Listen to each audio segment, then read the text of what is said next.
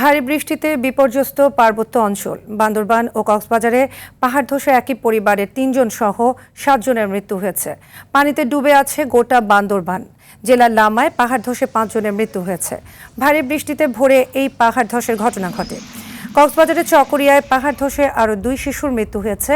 এদিকে পাহাড়ের পাদদেশে ঝুঁকিপূর্ণ স্থানে বসবাসকারীদের সরে যেতে মাইকিং করছে প্রশাসন। তারপরও সরছেন না স্থানীয় বাসিন্দারা।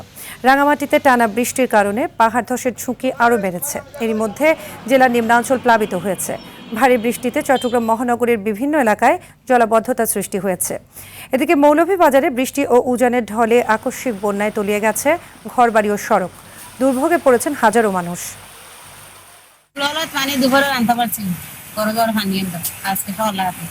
এইসব এলাকায় বন্যায় একের অবস্থা খুব খারাপ। সবার বাড়ি করে পানি, আঁটু পর্যন্ত পানি। অনেকের বাড়িতে জল উঠে গেছে। আমাদের রান্না করার কোনো ব্যবস্থা নেই। জিনিসপত্র প্রায় ভিজে গেছে, আর আমরাও বন্যার পানি চাটকে আছি। মুহূর্তের মধ্যে আমাদের একটা নতুন বাড়ি সেটা ধ্বংসস্তূপে পরিণত হয়ে যায়। ওয়ার্ডের মধ্যে ভাই অতিরিক্ত ঘরে ঘরে পানি, এখন কি করবো ভাই? পরিবেশ বিপর্যয়ের কারণেও আমাদের পাহাড়ি অঞ্চলে ভূমিক্ষয় তথা ভূমিধস সৃষ্টি হচ্ছে। কখনো অতিবৃষ্টি অথবা অনাবৃষ্টি এবং একাধারে বৃষ্টিপাতের পরিমাণ বেশি হওয়ার কারণে পাহাড় ধসে যাচ্ছে। পাহাড় ধসের বিষয়ে বিস্তারিত জানাতে বান্দরবান থেকে সরাসরি যোগ দিচ্ছেন সহকর্মী সাফায়েত হোসেন। সাফায়েত, বান্দরবানে পাহাড় ধসে হতাহতের বিষয়টির আপডেট আমাদের জানাবেন। সাদিয়া, আপনি জানেন গত কয়েকদিনের বন্যা এবং পাহাড়ি ঢলে বান্দরবানের নিম্ন অঞ্চল প্লাবিত হয়েছে। তবে গতকাল রাতে বান্দরবানের লামা উপজেলার আজিজনগর একই পরিবারের স্বামী স্ত্রী এবং শিশুসহ ৫ জন পাহাড় ধসে মাটি চাপা পড়ে মারা গিয়েছে। তবে এই ঘটনার পর থেকে আসলে ওখানকার এলাকার মানুষের মাঝে আতঙ্ক ছড়িয়ে পড়ছে। সেখানে প্রশাসনের কর্মকর্তারা পরিদর্শন করেন এবং যারা আসলে নিহত এবং মারা গিয়েছে তাদেরকে আসলে দাফনের ব্যবস্থা করছেন। স্থানীয় যারা জনপ্রতিনিধি রয়েছেন তারা তাদের দাফনের ব্যবস্থা নিচ্ছেন। এছাড়াও আপনার বান্দরবানের জেলা শহরের আর্মিপাড়া, শেরেবাংলা নগর, কাশিমপাড়া এবং বেশ কিছু এলাকা আপনার পানির নিচে তলিয়ে আছে। এখানকার হাজার হাজার মানুষ আসলে পানিবন্দী হয়ে পড়ে আছে। তবে বান্দরবানের জেলা শহরে 19টি আশ্রয় কেন্দ্র, প্রায় 300 মানুষ আশ্রয় নিয়েছে। তবে আশ্রয়ীদের জন্য প্রশাসনের পক্ষ থেকে শুকনো খাবার এর ব্যবস্থা এবং খিচুড়ির ব্যবস্থা গ্রহণ করা হয়েছে। এছাড়াও যারা বেশি ক্ষতিগ্রস্ত হয়েছে তাদেরকেও নগদ অর্থ সহায়তা দেওয়া হচ্ছে।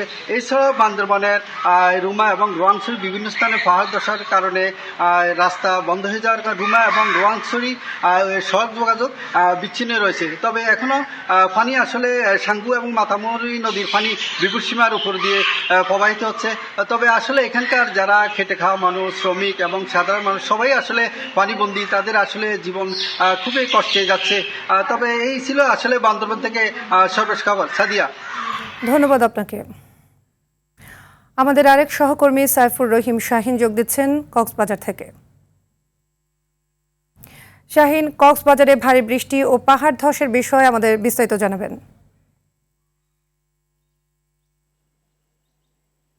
হ্যাঁ সাদিয়া, আসলে অতিরিক্ত পাহাড় কর্তনের ফলে, পাহাড় নিধনের ফলে যে পাহাড় কাটা অংশে বারবার ধসে পড়ে এই হতাহতের ঘটনা ঘটছে। আমরা গত কয়েকদিন ধরে দেখতে পাচ্ছি রোহিঙ্গা ক্যাম্পে পৃথক 4টি ঘটনায় এ পর্যন্ত 16 জন নিহত হয়েছে পাহাড় ধসের ঘটনায়। আজকে ভোরে ছকুরিয়ায় প্রত্যন্ত এলাকায় পাহাড় ধসে 2 শিশু নিহত হয়েছেন। তারা আপন স্বাস্থ্য ভাই বোন, তারা নিহত হয়েছেন। আজকে সকালে জেলা প্রশাসক মোহাম্মদ আব্দুল মান্নান বিষয়টি আমাকে নিশ্চিত করেছেন। এবং কক্সবাজার শহরের যে ঝুঁকিপূর্ণ যে পাহাড়ের পাদদেশে বসতি আছে, সেখানে অনেক পাহাড় ধসের আশঙ্কায় আছে। লক্ষাধিক মানুষ যে পাহাড় ধসের ঝুঁকিতে রয়েছে।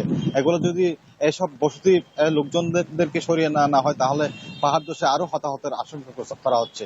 তো রোহিঙ্গা ক্যাম্পের যে টিলায় পাহাড়ের চূড়ায় যে ঘর বাড়ি রয়েছে, সেটগুলো রয়েছে, সেখানে ঝুঁকিপূর্ণ বসতি অহরহ রয়েছে। সেখানে পাহাড় ধসের আশঙ্কা করা হচ্ছে। প্রতি বছর বর্ষা মৌসুমে পাহাড় ধসের ঘটনা ঘটছে, কিন্তু এইবারে 3 দিনে আজ পর্যন্ত 22 জন নিহতের ঘটনা ঘটছে পাহাড় ধসের ঘটনায়।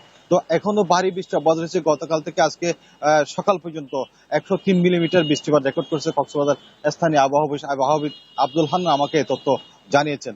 ভারী বৃষ্টি আরো 2 দিন অব্যাহত থাকবে বলে তিনি আমাকে জানিয়েছেন। তো এ হচ্ছে সাদিয়া কক্সবাজার থেকে আবহাওয়ার সর্বশেষ তথ্য। ধন্যবাদ শাহিন।